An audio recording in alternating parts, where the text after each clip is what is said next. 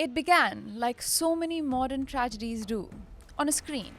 A few seconds of glamour, a flash of confidence, a mother and daughter smiling for the camera, chasing the kind of fame that TikTok promises to anyone willing to perform for it.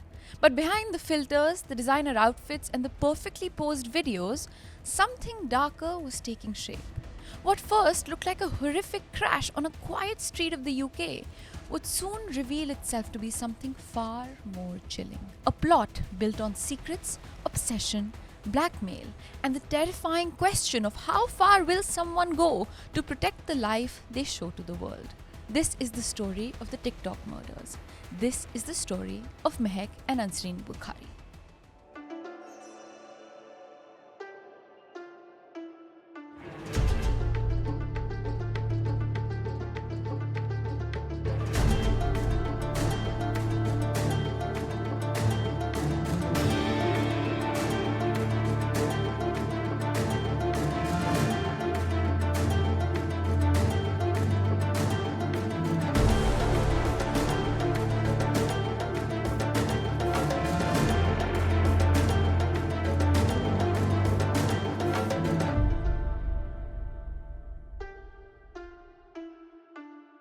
Hi everyone, welcome to another episode of the Desi Crime Podcast, a show where we dive deep into some of the craziest cases from around South Asia.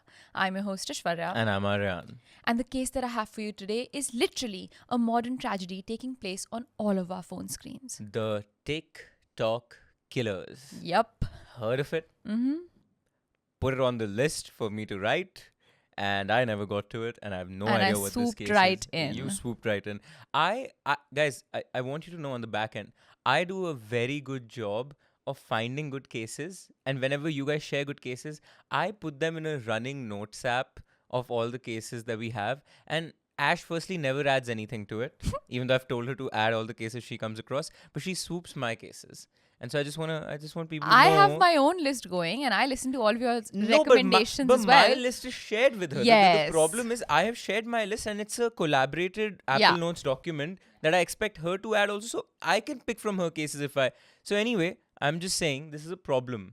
I don't share mine with him. Mine isn't a list at all. It's just Google Docs that I keep making in a folder. I just keep titling them the cases that I want to do.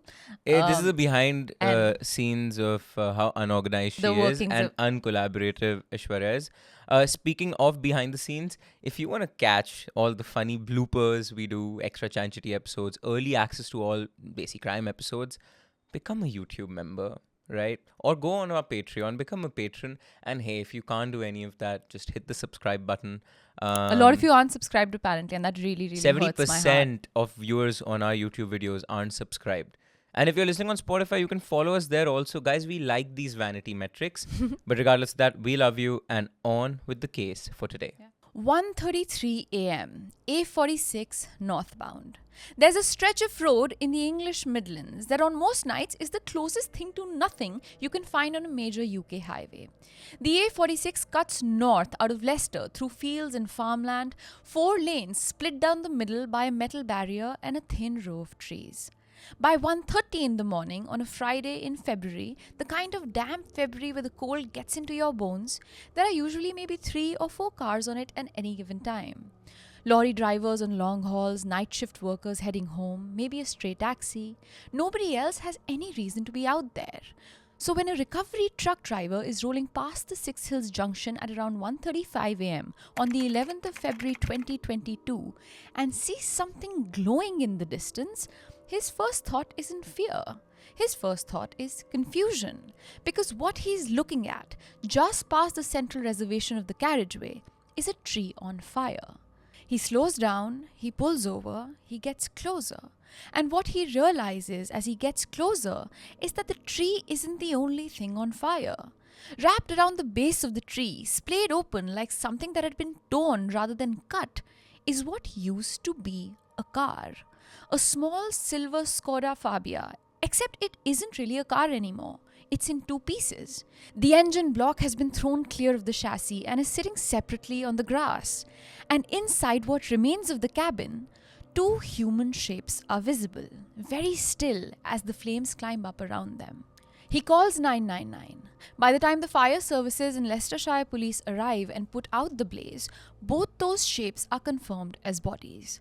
They are too badly burned for a roadside identification, and the car itself has been reduced to a frame. There is no second vehicle on the scene. There are no skid marks consistent with the kind of evasive braking you'd expect from someone who clipped the central reservation by accident.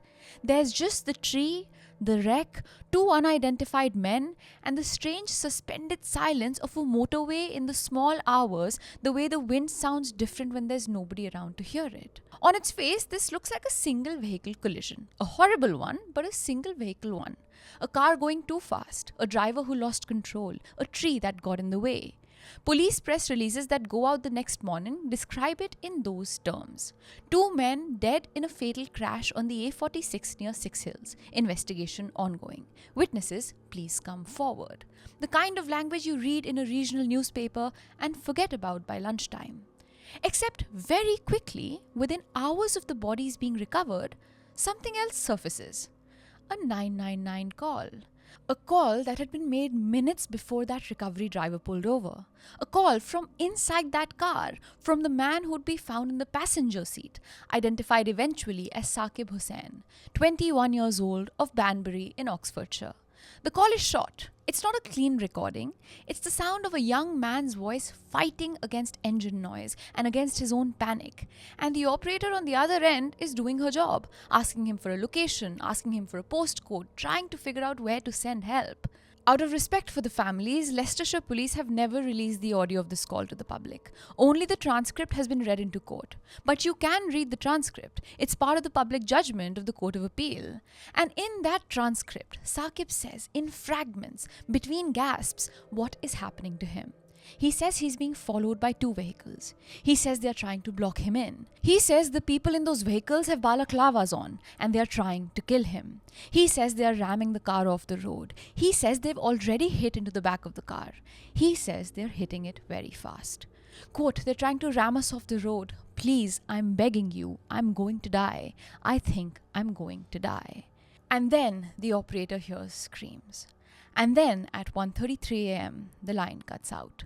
From the moment Leicestershire police hear that call, the case stops being a road traffic accident. The Skoda did not lose control on its own. The Skoda was hunted. There were 2 vehicles chasing it. There were people in those vehicles who had covered their faces. Whoever they were, they had stayed at the scene long enough to know what they had done. They had not called for an ambulance. They had not called for the fire service. They had simply driven away. And the people who killed Saqib Hussain and his cousin that night, the people who sent them through that tree at almost 90 miles an hour, were not strangers. They were not a random gang. They were not someone Saqib had wronged in some street altercation. By the time the sun comes over Leicester on the 11th of February 2022, police already have a list of phone numbers Saqib was in contact with in the hours before he died. And one of those phone numbers belongs to a 22-year-old TikTok influencer in Stoke-on-Trent who, less than 24 hours later, will be sitting in her family home telling police officers with a perfectly straight face that she has no idea what they're talking about. Her name is Mahek Bukhari. The other phone number belongs to her mother. But before we go anywhere near the Bukharis, before we go anywhere near TikTok or social media or any of the noise that surrounds this case, I want to spend some time with the 2 boys who died on that road. Because in the way this case has been talked about online over the last 3 years, in the documentaries, in the explainer videos, in the breathless TikTok recaps, Saqib Hussain and Hashim Ijazuddin are very often a footnote. They are the names that appear under the photograph of the burning Skoda. They are the bodies. They are the reason the case is a murder case rather than a stalking case or a blackmail case. But they were people, and the people who loved them are still alive.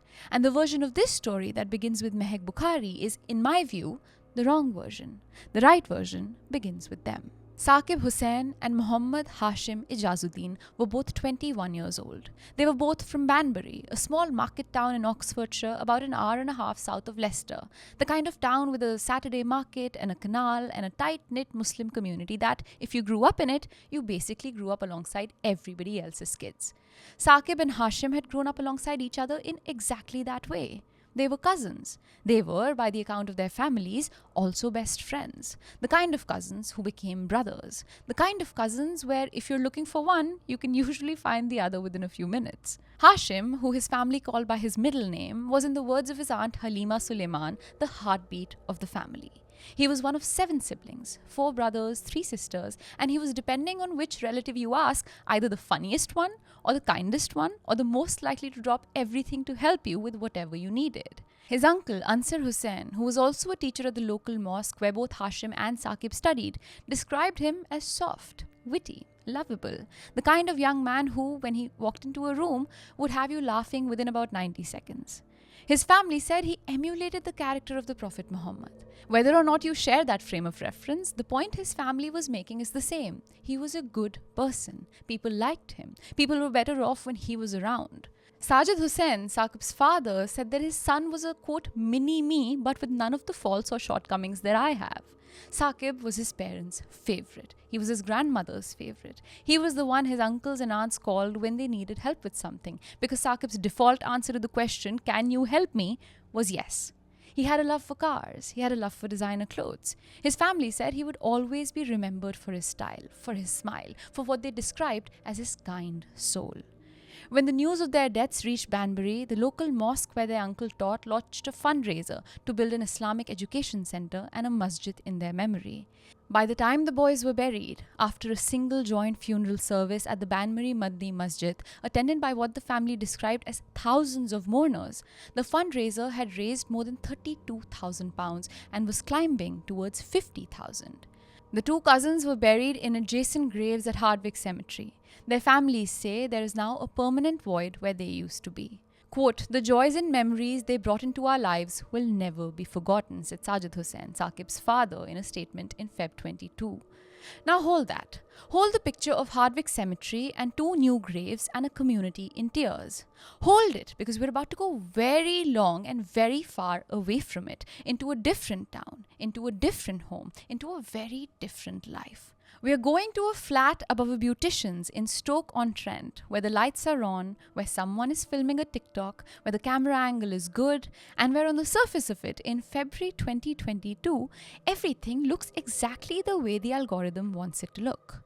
Stoke-on-Trent is about 80 miles north of Banbury, in Stafford, in the English Midlands. It's a city that grew up around a pottery industry. It is, if you're looking at the demographics, a place with a substantial South Asian population, particularly families with roots in Pakistan who began arriving in the second half of the 20th century. It's a place where if you're a young brown girl growing up in the 2000s and the 2010s, you are absolutely surrounded by a culture that has a very specific idea about what your life is supposed to look like. Get the grades, go to a respectable university, marry the right kind of boy, don't make a scene, don't embarrass the family. Mahek Bukhari, born in 1999 to British Pakistani parents in New York and brought back to the UK as a toddler, did not grow up wanting any of that. She wanted to be online. She went to Mill Hill Primary Academy and then to St. Margaret Ward Catholic Academy in Tunstall. At 18, she enrolled at Manchester Metropolitan University to study fashion. Within a year, she had dropped out. The reason was simple. She had already discovered something she liked better than fashion school, and that was being filmed. In November of 2017, when she was 18 years old, Mahek had uploaded her first vlog to YouTube. It was titled My Trip to Istanbul. She picked a handle, Maybe Vlogs, and started to build a presence on YouTube and Instagram, and increasingly on a then newish app called TikTok. The content was beauty tutorials, outfit hauls, restaurant reviews, travel videos, lifestyle.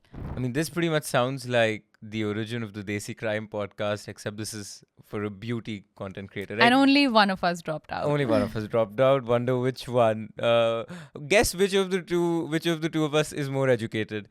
But yeah, I mean, this is how it starts, right? I mean, you have an idea, you go for it, and you think it'll become something. And somewhere along the way it does. Somewhere along the way it does. And, you know, it's surprising how the more you talk to creators, right?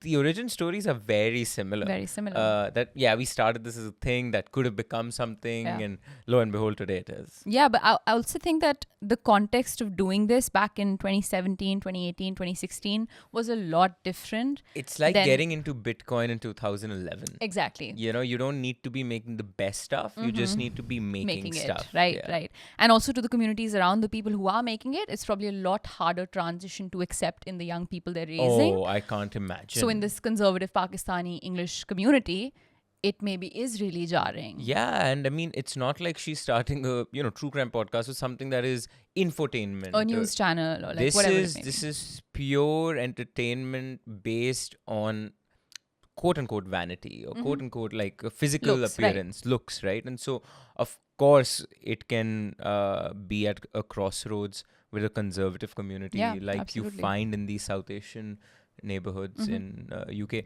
My one controversial opinion before we get into the core of this case is... So this was the kind of content that Mahek was making. Her aesthetic was very of its moment. Long hair, heavy contour, the particular kind of glossy finish that South Asian beauty influencers in the late 2010s collectively decided was a thing. She was, by the regional press's description at the time, charismatic, confident, and business-minded. She talked in her early live streams about university life, about mental health, about the experience of being a young brown woman trying to build a creative career in a culture that wasn't entirely sure that was an acceptable thing for her to be doing. She described herself as a homebody. She said her platform was about empowerment, body positivity, self-confidence. She said she wanted to inspire young women to express themselves through fashion and creativity. The brand deals followed. Pretty Little Thing, Shein, H&M. By 2021, just shy of 200,000 followers on TikTok and 50,000 on Instagram, in November 2020, she launched her own online retail company, Shoplers Direct, where she was the director. By the standards of the British Asian influencer ecosystem in 2021, she was doing extremely well. And there is one detail of all of this that, in hindsight, becomes very important. Mahek did not do the influencer thing alone. Her mother was in it with her. Mahek Bukhari, born in Pakistan and brought to the UK as a baby, was by all accounts a businesswoman in her own right. She had at one point owned a private security company. She was married. She had 2 children, Mahek and a son. She had originally wanted to be a flight attendant. Her parents, in the way of immigrant parents in the 1980s, had said absolutely not. And that had been the end of it. A private security company, and then 10 years and more later, men in balaclavas. Yeah. That doesn't sound right to me. So she had, like a lot of women of her generation, built her life around her family. And then in her early 40s, her daughter became a TikTok influencer. And Ansreen got pulled, glittered, and slightly bewildered into Mahek's frame. Watch any of the older maybe vlogs videos and you see what I mean. Ansreen is in them constantly. The two of them go to events together. They go to influencer parties together. They go on holidays together. They do the makeup tutorials and the get ready with me videos and the prank videos that mother-daughter influencer duos have always done since the format was invented. Ansreen on camera is warm, slightly shy, often laughing. The mother-daughter dynamic is Mahek's most engaging product. The judge who would eventually sentence them both used a phrase for what had happened to Ansreen here. He said her head had been turned by a perceived glamour of the world of influencers. Aryaan, I think what the judges said is correct. In some way, shape or form, she did get enamored by what seemed like a new world.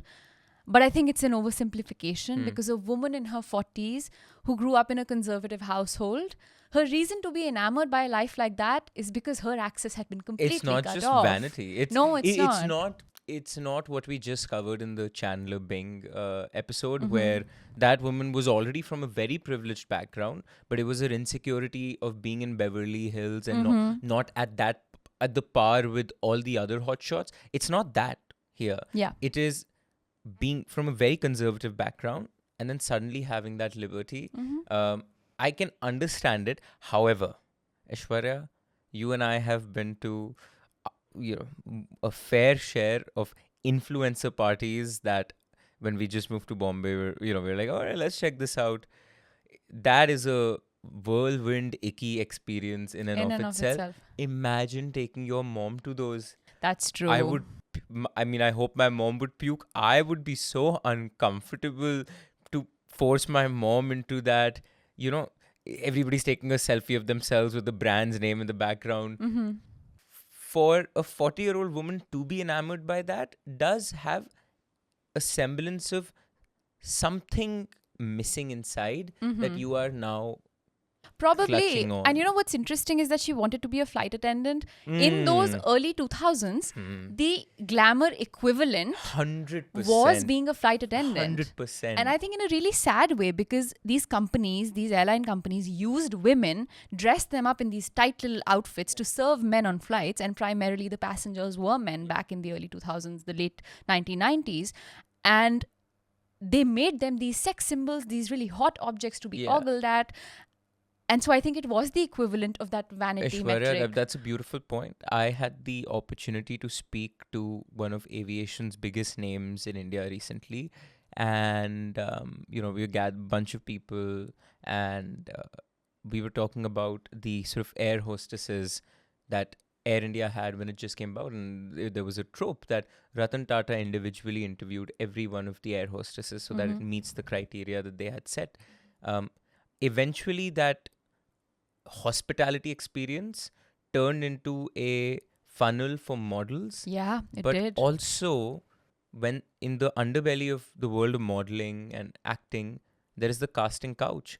Business class in the air became the de facto casting couch in many airlines that are today no longer existent. Absolutely. So absolutely, like for somebody to have a proclivity towards that world, it feels like that is being reignited. So it's not just the conservative background in which you've grown up. You've had that inkling for vanity always. Yeah. Now, it was at one such influencer marketing meeting connecting event in the early 2019 that her phone introduces her to an app called Azar. Now, if you've never heard of Azar, that's fair. I hadn't either. It's a video chat and live stream app, originally Korean, that lets you video call complete strangers around the world, more or less at random. Think Omegle, but think a brighter interface and a more global user base, and very popular in parts of South Asia and the Middle East in the late 2010s and early 2020s. People used it for language exchange. People used it for flirting. People used it because they were lonely. People used it because they were married and bored and the kids were asleep. And there was a thrill, just a small one, in pressing the button and seeing whose face came up next. What we know about Mahek Bukhari's use of Azar is limited and comes mostly from court reporting and the prosecution case at trial. What we know is this. In early 2019, when she was about 43 and her husband was presumably somewhere not near the phone, she opened Azar and the algorithm matched her with a teenager in Banbury. He was, depending on the source, either 18 or 19 years old at the time. He was 25 years younger than her. His name was Saqib Hussain. He was a kid. And whatever the dynamic of that first call was, it ended with the two of them swapping numbers. Now, I want to slow down here because the way this is usually summarized in the British tabloid coverage flattens what this actually is. The British tabloid version goes, Mahek Bukhari, 46, had an affair with her daughter's 21-year-old toy boy lover. The true crime TikTok version is even more compressed than that.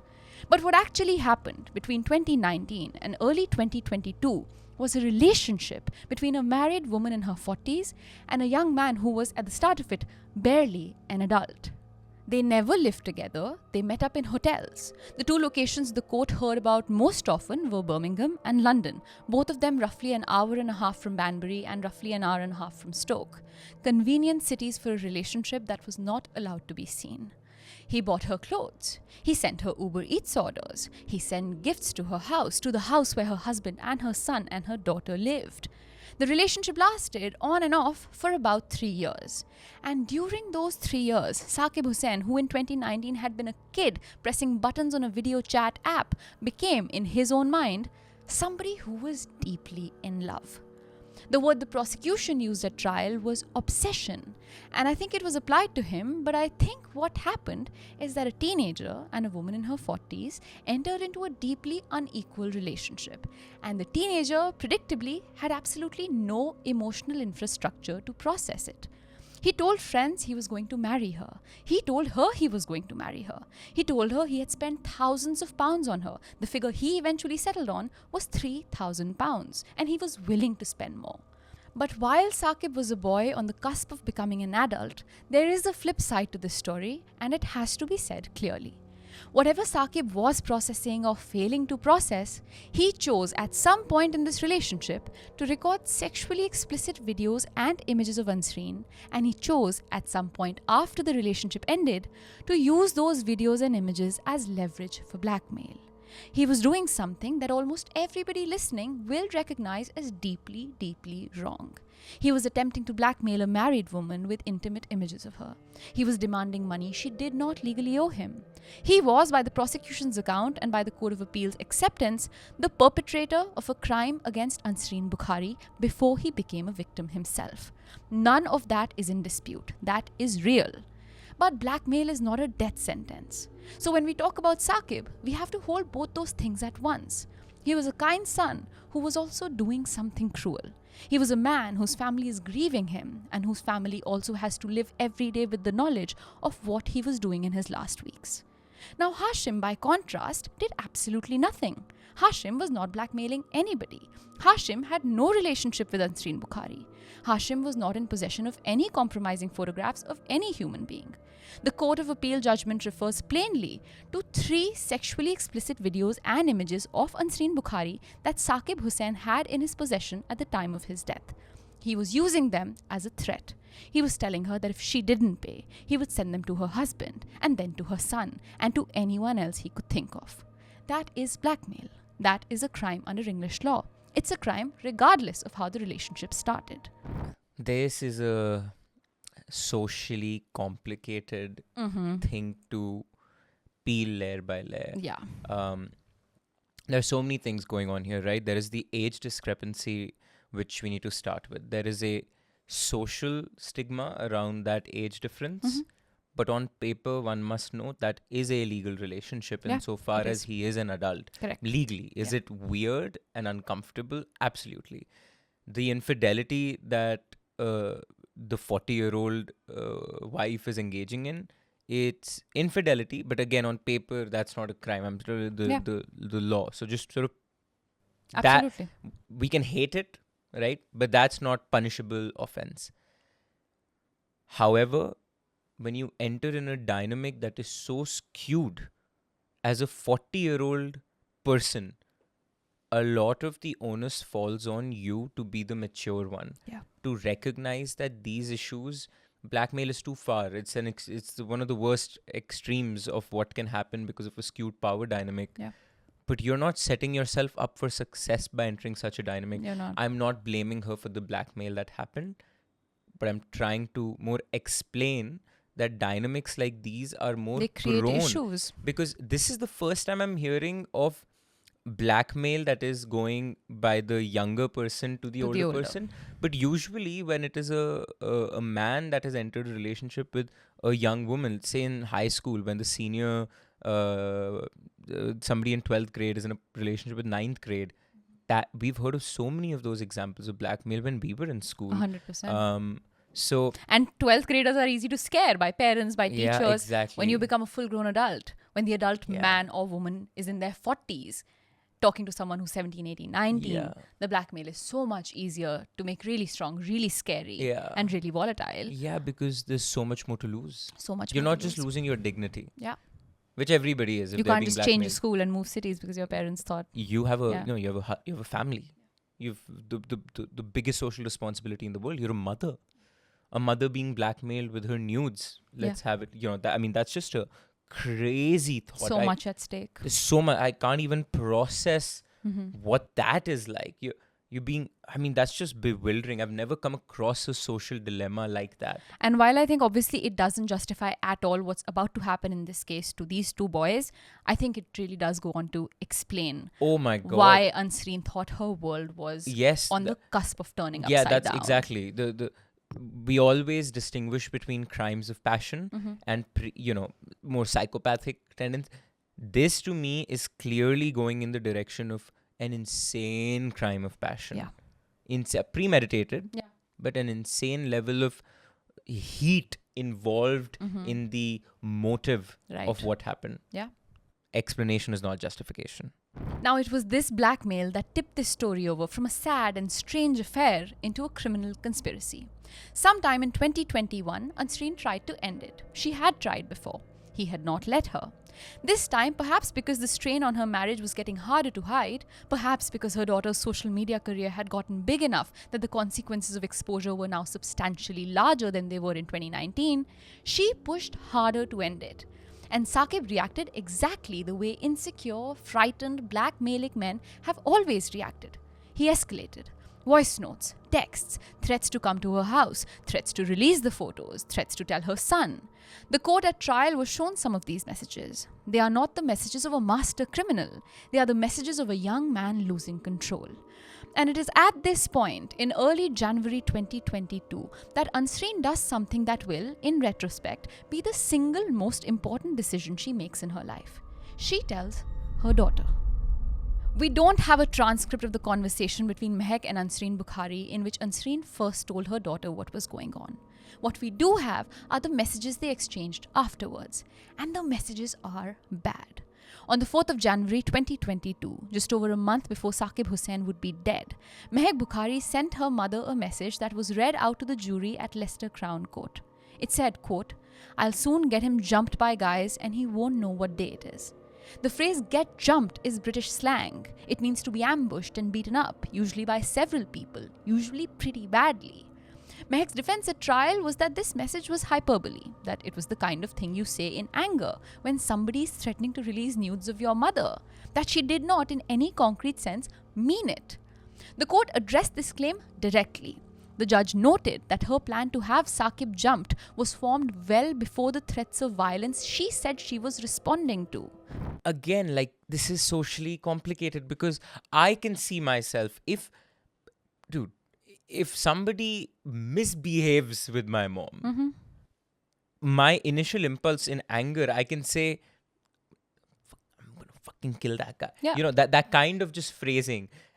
And so I think so many of us have used that phrasing in moments of deep have. anger. But Aryaan, when that person actually ends up dying, there is an issue. That's the problem. Yeah. That's the problem. And your call is the last one on their phone. I know. I mean, this is, again, she had a private security company. Yeah, I'm not. Right. Guys in balaclavas, I get it. I'm just saying, there is the build-up of this seems not like professional killers. It's to me just heat upon heat upon heat. That's reaching breaking point. It's people panicking on both sides in two very different ways. Different ways, yeah.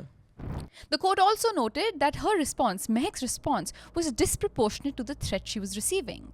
They noted that they found it hard to see any real link between Saqib's behavior and the events on the A46 that led to his death. In other words, even on the most charitable reading, she had a month and a bit after between the messages and the murder to think about whether she really wanted this. She had time. She had every opportunity to walk into a police station in Stoke-on-Trent and say, "My mother is being blackmailed. Here are the messages. Please help us." She did not.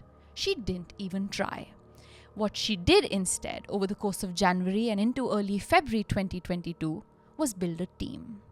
A small note here that the precise mechanics of how the 8 people who would eventually drive to that Tesco car park on the night of the 10th of February came together is, in places, less clearly documented in public reporting than the rest of the case. We know who they were. We know that in the Audi TT, in addition to Mahek and Ansreen, were 2 men named Mohammed Patel and Rekan Karwan, and that Karwan was at the wheel. We know that in the Seat Leon, there were 5 people. A man named Rais Jamal, who was driving, his cousin Amir Jamal, a man named son of Gul Mustafa, a woman named Natasha Akhtar, originally from Birmingham, and the same Patel, who at some point shifted between the cars.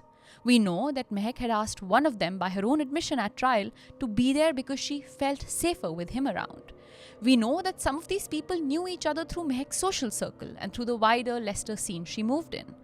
What we are less clear on are the reasons each of these 6 people climbed into those cars on that night and the precise things they were told would happen once they started driving. What is not contested is what was in the cars. A wheel brace was recovered from the boot of the Audi TT. A curved metal tool was recovered from the driver's seat on the Seat Leon. 6 of the 8 people who would get out of those cars in that car park had brought face coverings, balaclavas, masks. The plan was this. Mahek would arrange for Saqib to come to a Tesco supermarket car park in Hamilton on the eastern edge of Leicester late on the night of the 10th of February. She would tell him she had the money. She owed him £3,000 that he had spent on her. He would arrive expecting to collect the £3,000 in cash. The 8 of them in the 2 cars would be waiting. The aim on the prosecution's side was to take Saqib's phone, delete the photographs, and in the language the court used, give him a good hiding, a beating, a scare.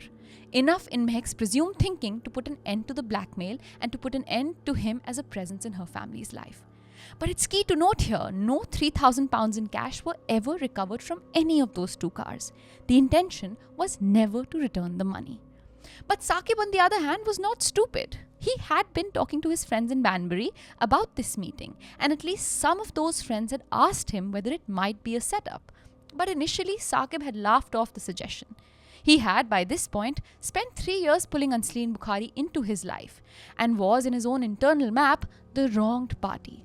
He was the one who was owed money. He was the one being told to disappear.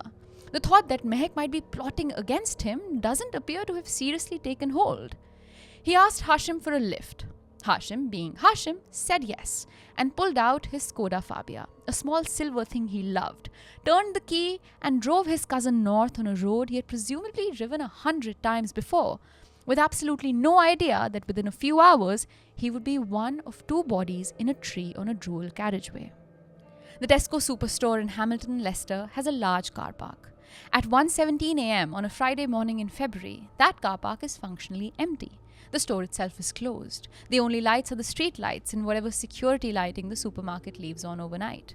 CCTV cameras are running because they're always running, but there is nobody in a security room watching them in real time. When Hashim's silver Skoda pulls into the car park at 1:17 a.m., the cameras catch what happens next. The Skoda comes to a stop. It sits for a moment. And then almost immediately, within seconds, it leaves. It does not park. The doors do not open. Saqib does not get out and walk over to whatever vehicle he's been told Mahek will be in. The Skoda does a quiet, controlled loop and it goes straight back out onto the road. What appears to have happened in those seconds is that Saqib has finally seen what his friends had been warning him about. He has seen, parked in that car park, 2 cars he was not expecting. A grey Audi TT, a blue Seat Leon. He has perhaps recognized people in them, or perhaps just registered the sheer number of bodies inside. Whatever it is, his survival instinct, late but not too late, has finally kicked in. He tells Hashim to drive, and Hashim drives. 2 minutes later, at 1:19 a.m., the cameras catch the Audi TT and the Seat Leon following the Skoda out of the car park. What follows is one of the most clearly reconstructed timelines in modern British criminal trials because almost every minute of it is documented. Phone records, cell tower data, telematics from the Audi, traffic cameras and automatic number plate recognition pings along the route, bits of CCTV at petrol stations, the forensic collision investigators' reconstruction of the final impact. Between the Tesco car park and the tree on the A46, there are roughly 10 minutes. We know more or less what happened in each of them. What we know is this. The 2 pursuing cars opened a phone line between themselves and held it open for 14 minutes, meaning that in real time, the people in the Audi and the people in the Seat could hear each other talk, the way you might if you were on a speakerphone in 2 cars driving in convoy and trying to coordinate. That phone line by itself is one of the strongest pieces of circumstantial evidence in this case. It is the kind of thing you set up if you are about to do something complicated and you need to know what the other car is doing in the next 90 seconds. It's not the kind of thing you set up if you're in the middle of, for instance, going home from a failed meeting at a Tesco car park. We know that partway through that 10-minute pursuit, a separate call was placed from Mahek Bukhari's phone, but with Mahek's voice on it. A 3-minute call to Hashim's phone. It started at 1:24 a.m. It ended at 1:27 a.m. Less than a minute later, Saqib's phone called 999. The prosecution's case was that this call was the moment Mahek told Saqib, in plain language, what was about to happen to him. A threatening call, the kind of call you make when you have already decided that the person on the other end is not going to walk away from this. A forensic collision investigator's reconstruction of the final seconds is the cleanest, hardest to spin pieces of evidence in this entire case. By the time the three vehicles were on the A46 dual carriageway, the Skoda Fabia was travelling at 89 miles per hour. The Audi TT, which was not the car that ultimately made contact, was travelling at 97. The Seat Leon, which was driven by Rais Jamal, came up behind the Skoda and made contact with the rear of it. The Skoda lost control. It crossed the carriageway. It hit and crossed the central reservation barrier. It hit the tree. It split in two with such force that the engine block came out and was thrown clear. Both Saqib and Hashim died on impact. The pathologist who examined them, Dr. Stuart Hamilton, would later confirm to the jury that neither of them had any smoke in their lungs, which means they were dead before the fire started. Saqib had suffered what the post-mortem described as an almost complete traumatic amputation of his right leg. He was found partially ejected from the vehicle. Hashim, the driver, the cousin who was just doing a favour, was found in whatever remained of the driver's seat. The Audi and the Seat did not stop. They drove past the wreck. CCTV further along the A46 picked them up at a junction where two of the people inside the car got out, walked around the cars to inspect them for damage, and then got back in. Both vehicles then doubled back and drove past the burning Skoda again in the opposite direction before continuing on. Nobody in either car called 999. Nobody in either car flagged down another driver. Nobody in either car summoned an ambulance or a fire engine or any kind of help at all. CCTV in central Leicester, picked up later in the night, shows 8 of them on foot walking through Gypsy Lane in the early hours of the morning on their way home or on their way to wherever they had decided to lie low. It was one of the most chilling pieces of footage in the entire case file. 8 people walking in the middle of the night, having just left 2 other human beings inside a fireball on a motorway, behaving like they had just left a slightly disappointing party. Aishwarya, I don't know what your take on the eventual happenings of this case are, but it reminds me of a high school in Noida. And anytime something, there's a small disagreement between 2 groups of friends, there is the ultimate threat a child can issue, which is gunde bula denge. Bande bula denge, which translates to I'll call my boys. It's like a face-off. It's a threatening thing that never really materializes. Yeah, in my anything. 12 years of school education, never once has it actually happened. But then I've heard stories of a couple of times where it has materialized, happened, and I've always told my younger brother this, who has a certain proclivity towards standing up for his friends. Said this tendency, it's a fun little threat until it happens, because once it happens, your ability to control the spread of a spark, the gunde bula thing, I'll call my boys, is the spark. What that leads to once 2 sets of agitated parties meet face to face, it's not just then getting jumped. Part of me genuinely believes that this was just supposed to be a violent beating. Yeah, I believe it was supposed. And if it was just a violent beating, right? Let's say that happened, the plan went as planned, and we were looking at the story of these kids that got beat up. Part of me would go, I think they had it coming. Yeah, they really fucked around. They messed up, and if you don't go to the police, this is the second best route of, you got to threaten. I'd understand. I'm not saying take justice. Not good or bad. We're saying we know that it would get to that point. This is why you never resort to physical violence as a means to resolve conflict. Yeah. Because you don't have control over where it goes. And this is not just about these small altercations. We've seen this repeated in history over and over again. For those of you who've seen the movie The Trial of the Chicago 7, that very real protest that happened in Chicago during the hippie movement during the Vietnam War, and there are people protesting. What takes 2 peacefully protesting parties who have permits to be protesting on streets outside a convention, and then there is just a match lit somewhere in the middle where it is a bloodbath, is exactly what happens when there are 2 agitated parties facing off against each other in a heated moment. So you can't control that once it's there. Yeah, I mean, literally when you have peaceful protests, the party against which the protest is happening, usually the state, has inciters they sent. These are agents that are meant to throw one Molotov cocktail. It's just one Molotov cocktail that serves as the the diversion, the inciting factor, the one ship attack during Vietnam War is reason to attack the whole of Vietnam. That kind of an alibi that you set up. That's that, but at a very in a microcosm of individual dynamics. Yeah, 100%. Now, Mahek Bukhari was arrested at her family home in Stoke-on-Trent on the morning of the 11th of February 2022. So was her mother. So was a third person, one of the male defendants. The arrest took place within hours of the bodies being recovered. The police already had Saqib's phone records, and Saqib's phone records very clearly showed that the last person he had been in contact with before he died was a 22-year-old woman named Mahek Bukhari. They didn't need a lot more than that to come knocking. Body-worn footage from those arrests has since been released by the Leicester police, and parts of it have been used in television documentaries about the case. What it shows is the strange, unsettling normality of those few hours. Police officers at the door, the Bukharis in their own home, surrounded by the markers of an ordinary middle-class British-Pakistani family. The kettle, the photographs, the soft furnishings. The footage shows Mahek and Ansreen telling officers calmly that they had been in Nottingham the previous evening. They had not been in Leicester. They had no idea what the officers were talking about. The footage shows them being walked out, in handcuffs, into police cars.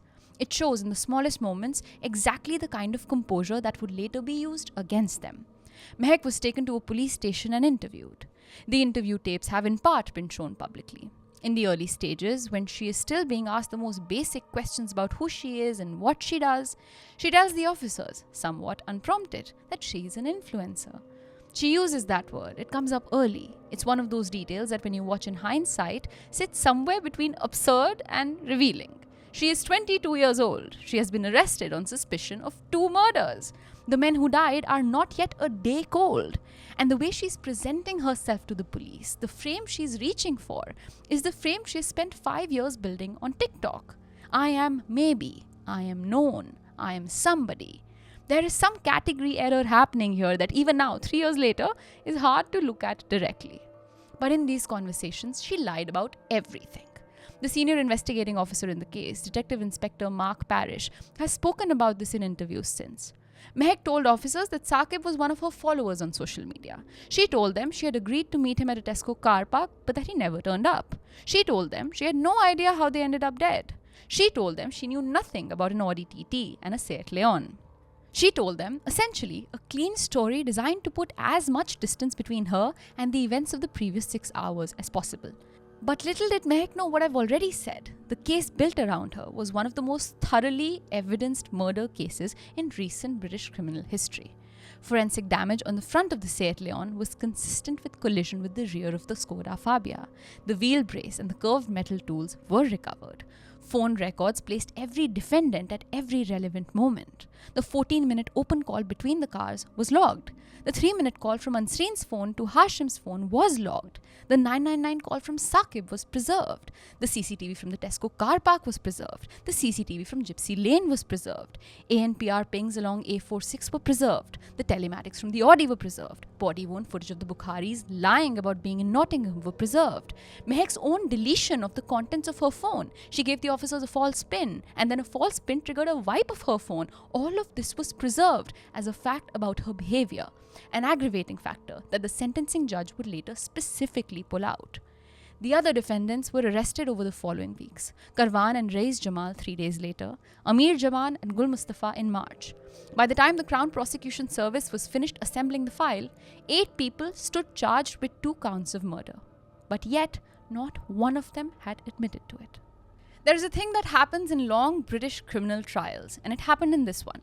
At the start, the volume of evidence is overwhelming. The witnesses are nervous, and the defendants are wearing suits, and the gallery is full.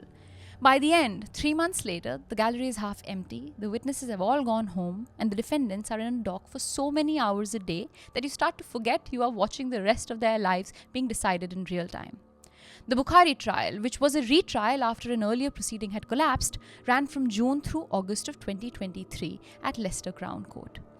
Mahek was the main defendant. Mahek's defense as ultimately presented was that she had panicked. that her mother was being blackmailed, that she had wanted Saqib to give the photos back and to be paid off and to be frightened of, that she had not wanted to hurt him, that she had been a 22-year-old in over her head, surrounded by people she did not entirely control, and that the chase up the A46 had been, on her account, an attempt to catch up with Saqib and persuade him to stop, not to ram him off the road. Her barrister, Christopher Millington KC, asked her directly whether she wanted Saqib stopped so that he could be assaulted, harmed, or killed. The court reporting from the day says that she said no. Unsreen's defense was, in essence, that she had been a passenger, literal and emotional. Her daughter had taken charge. The other defendants' defense, in varying forms, was that they had been there but had not understood what was happening, had not consented to a ramming, and not played any role beyond being in the wrong car at the wrong time. On the 4th of August 2023, after more than 28 hours of deliberation across multiple days, the jury came back. The verdicts were these. Mahek Bukhari, guilty of murder on both accounts. Unsreen Bukhari, guilty of murder on both accounts. Rais Jamal, guilty of murder on both accounts. Rikan Karwan, guilty of murder on both counts. Natasha Akhtar, not guilty of murder, guilty of manslaughter on both accounts. Amir Jamal, not guilty of murder, guilty of manslaughter on both counts. Son of Gul Mustafa, not guilty of murder, guilty of manslaughter on both counts. Muhammad Patel, not guilty of murder, not guilty of manslaughter. This difference in verdict is caused by that ambiguity I had mentioned previously, the confusion of not knowing what some of these people knew was going to happen when they got in the cars. It's the entire reason that Akhtar, Jamal and Gul Mustafa were convicted of manslaughter rather than murder, and the entire reason that their convictions are, as of late 2025, being challenged on appeal. The difference between manslaughter and murder being that murder being premeditated, correct, manslaughter being more in the heat of the moment, and both carry different sentences, even though the end means for the victim is the same, which precisely. is death. The jury at Leicester Crown Court drew a line between the 4 people they were sure had agreed to seriously harm Saqib, Mahek, Unsreen, Rais and Karwan, and the 3 people they were sure had voluntarily participated in something dangerous without necessarily having signed up for the worst version of it. That line is the line, like Aryaan said, between murder and manslaughter. Sentencing took place on the 1st of September 2023. The presiding judge was His Honour Judge Timothy Spencer KC, and the sentencing remarks he delivered that day are, depending on how you feel about judges making moral pronouncements from the bench, either bracing or theatrical. He called the case a story of love, obsession and extortion, and a case of cold-blooded murder. He told Mahek that her, quote, tawdry fame as a social media influencer had made her utterly self-obsessed with a wholly unjustified sense of entitlement and oblivious to the damage she did to others. He pointed out that TikTok and Instagram lay at the heart of the case, that Mahek had dropped out of university for her influencing career, and that had she not done so, she would now have been, quote, a young graduate with her whole life in front of her. This reminds me of the recent controversy in India about the Cockroach Janata Party. This is right. a judge who just hates this to me social sounds like media. A parent. Yeah, no, this sounds like a grandfather lecturing, oh, you shouldn't have dropped out, you should have had a proper job like me because that's the noble... No, I don't... Social media might have inflated her sense of self, but that cannot be the reason for her committing this murder, because if anything, there are more influencers than judges, and you're not seeing murders left and right. Yeah. Although we've seen a bunch of judge murders in India. Like, I mean, those aren't correlated. I fully believe that had she, let's say, not been an influencer and not committed this particular crime, if she is someone with those tendencies, she would have committed a different crime later on. Maybe not for her mother, maybe for a friend, maybe for a partner, maybe for herself. She would have committed another crime. This moralizing tone that is completely tangential to the murder is just, I don't like when judges do this. Yeah. The minimum terms he handed down were these. Mahek Bukhari, life with a minimum of 31 years and 8 months. Unsreen Bukhari, life with a minimum of 26 years and 9 months. Rikan Karwan, life with a minimum of 26 years and 10 months. Rais Jamal, life with a minimum of 31 years. For the manslaughter convictions, son of Gul Mustafa, 14 years and 9 months. Amir Jamal, 14 years and 8 months. Natasha Akhtar, 11 years and 8 months. Mahek's sentence was, by some distance, the longest of the lot, longer even than her mother's, longer than the man who had been physically driving the car that did the ramming. The judge's reasoning for that was that he assessed her role in the conspiracy as central and pivotal, the architect in effect. As Mahek was led away to begin her sentence, court reporters present said that she cried, blew a kiss to her father who was sitting in the gallery, and told him that she loved him. And then, as the case slowly started to fade from the public psyche, in October of 2025, it opened up again. On the 17th of October 2025, the Court of Appeal in London heard arguments on a series of appeals from the defendants in this case. Mahek's legal team argued that her sentence had been manifestly excessive, that the trial judge had given too much weight to her status as a social media influencer, that he had given too little weight to the blackmail by Saqib that on Mahek's account had triggered the entire chain of events, and crucially, that he had failed to properly account for her youth and immaturity at the time of the offence. But it's not just the judge that gave too much account to her being a social media influencer. Even she gave herself too much account on being a social media influencer. Yeah, that is true. And when you enter we've seen this often in trials, where the defendant has an inflated sense of self that pisses the judge off, you can expect a sentencing that is perhaps slightly more egregious than what precedent may dictate. This is very, very common. It shouldn't be this way, but we're dealing with human beings and emotions and perceptions and opinions. And I mean, I know it shouldn't be this way, but sometimes I think the judge can have a certain authority in, like, we see these videos of, American judges forgiving, speeding tickets if they find the reasoning for the speeding or the situation of the person who is they let it go, and you feel nice. And I've also seen videos, I spent a lot of time on YouTube, of when recently I saw this video of this woman at her trial. She was in the car, okay, she's doing the Zoom trial from the car, and the judge goes, "You're driving," as you're doing it. She's like, "No, I'm not driving." And then she looks up at the windscreen because she's actually driving, right? And the judge is pissed, and he gives her a longer sentence. So I understand that. My point being that in this case, her tonality of her own sense of self does impact how the judge ends up viewing you as a person capable of change. It's not the right thing, because this is a far more serious event than a speeding ticket. Yeah. But this happens. Yeah, 100%. But while the judge did account for that, her lawyer said they didn't account for the fact that she had just been 22. She had no previous convictions. She was, on the unchallenged psychiatric evidence presented at trial, immature even for that age. On the 24th of October 2025, the Court of Appeal, Lord Justice Warby, Mr. Justice Lavender, and Judge Sylvia Day handed down its judgment. They agreed in part with Mahek's appeal. They found that the original sentence had been manifestly excessive. They reduced her minimum term from 31 and 8 months to 26 years and 285 days, a cut of about 5 years. They reduced the sentences of Amir Jamal and son of Gul Mustafa and Natasha Akhtar by 2 years each as well.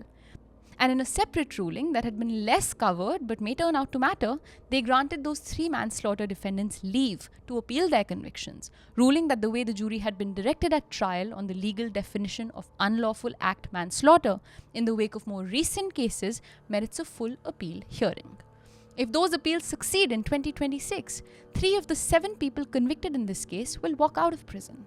Mahek Bukhari separately had filed her own appeal against conviction, but she abandoned it in writing the day before her hearing. Her sentence, 26 years and 9 months, stands. Rais Jamal's sentence stands. Rikhan Karwan's sentence stands. Aryaan, on this question of whether or not Mahek's sentence should have been reduced.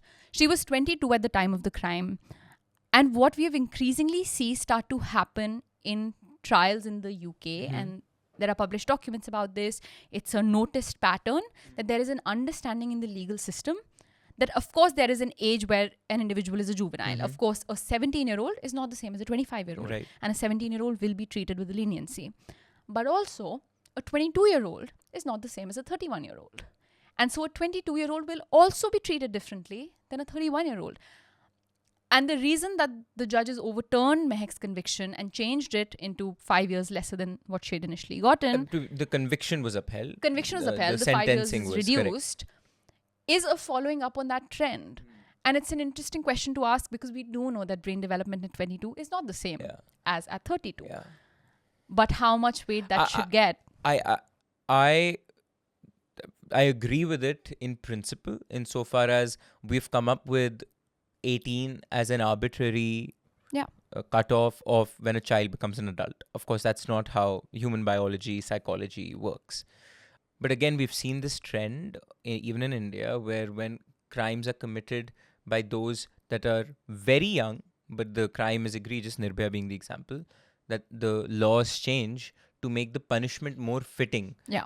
This is the opposite of that. Correct. Which also can make sense, which is a 22-year-old should be convicted the same way. There is no argument about conviction. Whether or not you're guilty doesn't change basis age.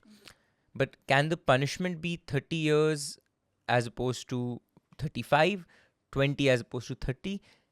Should be taken into account, because reformation of a younger person is more possible than an older person. This again goes back to your philosophy of what is the justice system for? What's the justice system for? Is it a purely revenge mechanism? Punishment based, or is it restorative? I have always believed justice is restorative and should be restorative, but that is a privilege that developed economies can afford.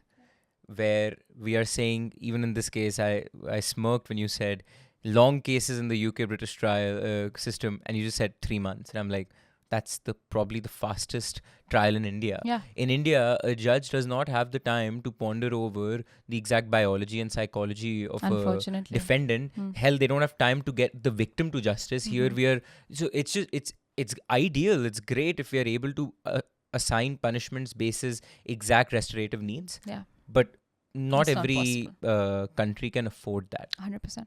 But also, the argument that 22 is too immature to be held fully accountable does not extend to the 21-year-old who burned to death in the passenger seat. He doesn't get the youth discount. He just gets to be dead. There is a detail about this case that even now I want to mention. In the weeks after Mahek Bukhari was sentenced to life imprisonment, her TikTok account, Maybe Vlogs, was still live. The comments had been switched off, but the videos were still up. The makeup tutorials, the mother-daughter content, the travel vlogs, the brand deal posts, and the follower count, which had been hovering around 130,000 at the time of the trial, was in those weeks growing. People were still finding her. People were finding her precisely because of what she had been convicted of. Saqib and Hashim's families were understandably furious. An anti-violence campaigner named Alison Cope, whose own teenage son had been stabbed to death in 2013, told the Sun that this was not acceptable. She said social media platforms needed to take more responsibility. TikTok, when contacted, declined to comment. As of the most recent reporting I've been able to verify, the account status has continued to fluctuate, with portions being taken down and portions reinstated. My one controversial opinion before we get into the core of this case is, I think English Mughlai food is better on average. I don't want to hear what he's about to say. Than Indian Mughlai food. It's one of my worst opinions. I trust me, it's one of my worst opinions. I know, you guys will hate me anyway. But let me substantiate it. I've had local. I'm not talking those famous Indian UK restaurants. I'm talking local Pakistani, Indian-run restaurants. Aishwarya, they have the same skilled cooks there, right? I mean, they're the same. They're immigrants. But they have what I think is better ingredients. That's the same for the US. They have cleaner vegetables.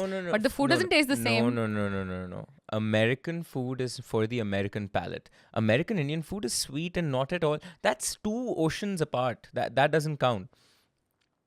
English Mughlai food, English Indian food is, it tastes the same in terms of spices. They don't dumb it down for the Caucasian palate, but it's better meat, I think, and therefore it tastes better. And anyway, European veggies are better than American veggies, and definitely. You have any recs to drop? Any place to validate this stupid opinion? There were two restaurants I can, I'll put in the comments. I'll ask my friend who took me there. Yeah, because people will want to go and try. I'll actually put in the comments. See. Yeah. Absurd opinion. All right. Yeah. If you like what we do here at Desi Studios and absolutely love what we're wearing today, this is merch you can go buy all for yourself. You can buy this Desi Crime merch in our YouTube store on the link down below at Kadak Merch. Keep the engines at Desi Studios rolling so we can pay our videographer right behind the camera to make these amazing episodes just for you.